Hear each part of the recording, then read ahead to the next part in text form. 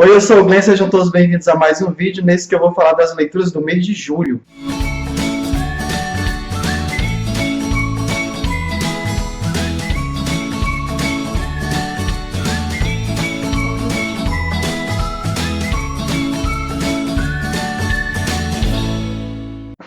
Galera, o mês de julho foi um mês assim excepcional, foi um mês atípico, porque todas as leituras que eu fiz no mês foram excelentes leituras. Fazia tempo que eu não tinha assim, um mês recheado de tão boas obras quanto foi nesse último mês. Outro fato sobre o mês de julho é que todas as leituras que eu fiz nesse mês foram de autores que eu nunca tinha lido antes. Autores que eu tinha muita curiosidade, alguns que eu tinha até certa obrigação de ler, me sentia na obrigação de ler. Eu comecei o mês lendo Jô Soares com O Xangô de Baker Street, que foi um livro que eu me diverti demais. É um livro muito engraçado. Eu postei resenha no canal, vou colocar o link aqui na descrição do vídeo. Li logo em seguida ao Xangô de Baker Street, eu li Moreira Campos com o Dizem que os Cães Veem Coisas, que foi um livro que eu gravei vídeo e postei aqui no canal também.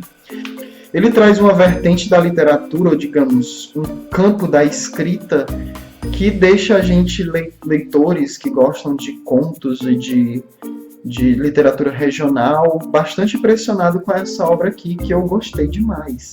Li no mês de julho um autor que há muito tempo eu queria ler, que eu estou completamente apaixonado. Nossa, que livro incrível! Esse livro, Intermitências da Morte, do José Saramago. A leitura desse livro é um abrir de olhos, sabe? Você compreende a sociedade de uma forma tão real, sobre os elementos que constituem uma sociedade, sabe? Todos eles vêm à tona, o comportamento deles são tão bem estruturados, se a gente incluísse um pequeno detalhe, ninguém mais morresse, né? Acho que cada pessoa que lê esse livro vai ter uma impressão diferente. Portanto, outra resenha que você procurar no YouTube sobre esse livro, você vai ver um livro diferente. Muito bom, muito legal mesmo. No mês de julho, a minha sofrida leitura da Bíblia Sagrada. Para quem acompanha meu canal ou o blog no qual eu posto as impressões de leitura sobre a Bíblia, sabe que eu estou lendo ela desde maio de 2014, né? Já tem mais de um ano que eu leio a Bíblia e agora que eu concluí 48% do livro. O que é que eu posso fazer para acelerar a leitura desse livro? Sugestões. Não é uma leitura fácil, sabe? Não é uma leitura prazerosa. É de difícil penetração porque a linguagem é bem arcaica e com nomes e palavras assim bem diferentes. E a gente se perde. Mas é uma leitura que você tem que ser feita com cuidado. De repente esse é o principal motivo por eu estar demorando tanto a terminar de ler, né? E nesse mês de julho eu li o livro de Jó. Eu postei as minhas impressões de leitura lá naquele blog e eu vou colocar o link para você poder acompanhar essa postagem aqui no box de informações. E para concluir o mês, eu li um livro dessa coleção da LPM de 64 páginas. Apesar de ter 64 páginas, há um conteúdo muito denso nesse livro que eu não li em um dia, eu li em 2 dias. Ou foram 2 ou 3 dias. Mas é dessa coleção da LPM que custa R$5, minha gente. E assim, eu nunca tinha lido também outro autor que eu nunca tinha lido era Marquês de Sade. No máximo eu tinha visto um filme que contava um pouco da história dele. Para quem não sabe, era um aristocrata francês, libertino, que escrevia contos libertinos, contos bem lascivos, e que por isso ele vivia sendo preso, coitado, né? Não teve sorte de ter nascido no século XVIII. Marquês de Sade foi o que deu origem ao termo sadismo, né? Que é o ato de você obter prazer sexual através da dor. O termo sádico também vem daqui. Mas, assim, lendo o livro, como os nossos paradigmas são de 3 séculos após o período de vida do Marquês de Sade, eu percebi até de forma bem suave, não achei tão pesado assim quanto se costuma dizer, ou qualquer um que escrevesse um livro desse hoje em dia, no máximo que receberia seria um comentário maldoso no Facebook.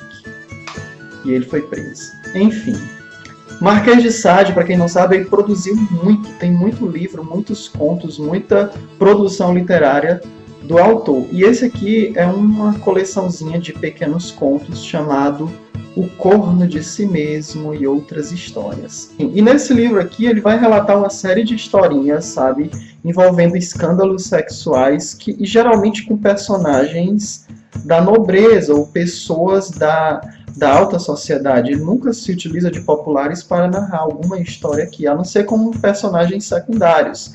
Mas as tramas principais se passam com pessoas da realeza, pessoas da aristocracia, da burguesia, enfim. Essa coletânea leva o nome O Corno de Si Mesmo por conta de um dos contos que tem esse nome.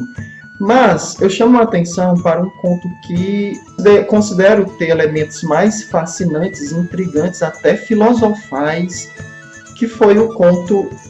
É um conto que tem dois nomes, que se chama A Castelã de Longueville ou A Mulher Vingada.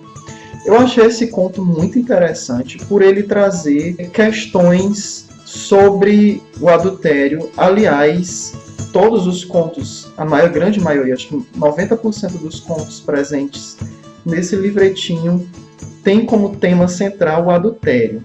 Mas nesse aqui, ele vê o adultério nesse conto que eu falei, ele considera o adultério, uma vez que ambos, marido e mulher, cometem o adultério porque não se amam, e ambos sabem o que é que o outro anda praticando pelos outros quartos ou as outras alcovas dos castelos, enfim.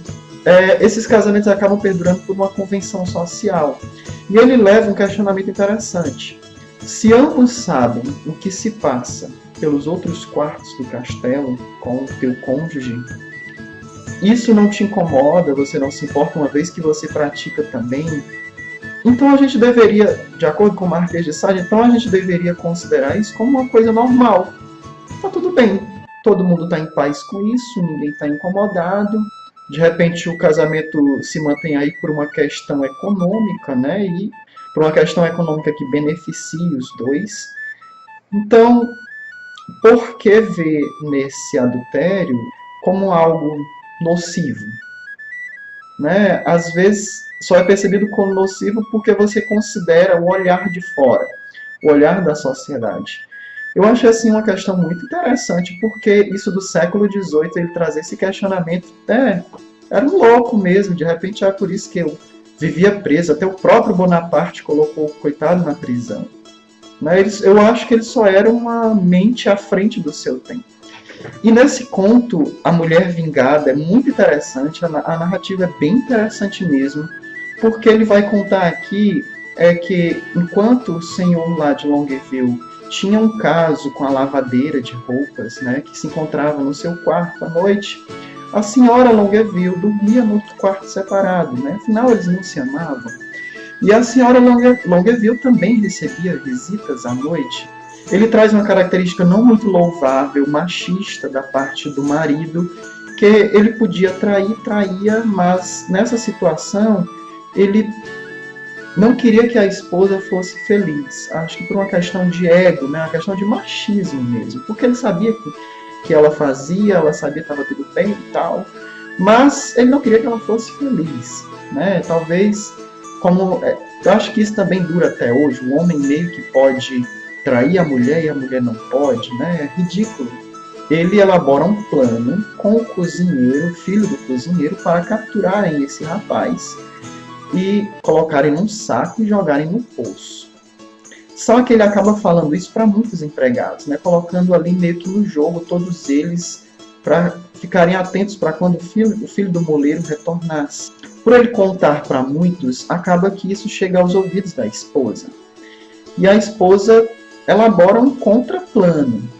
Ela solicita a uma empregada lá do castelo que mande um recado para a moça com quem o marido dela se encontrava, dizendo que ela compareça, não deixe de comparecer naquela noite no quarto do marido dela, vestindo uma roupa tal, uma roupa lá que não deixa claro que tipo de roupa é essa.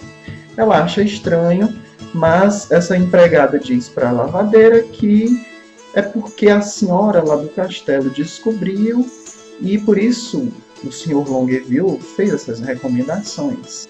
Quando ela vai ao encontro do Sr. Longueville, a roupa, no caso, a caracteriza como homem. Eis que ela é capturada e todo o destino que era colocado para o filho do moleiro, já avisado pela senhora Longueville a não comparecer naquela noite, todo esse destino cai sobre a pobre da lavadeira.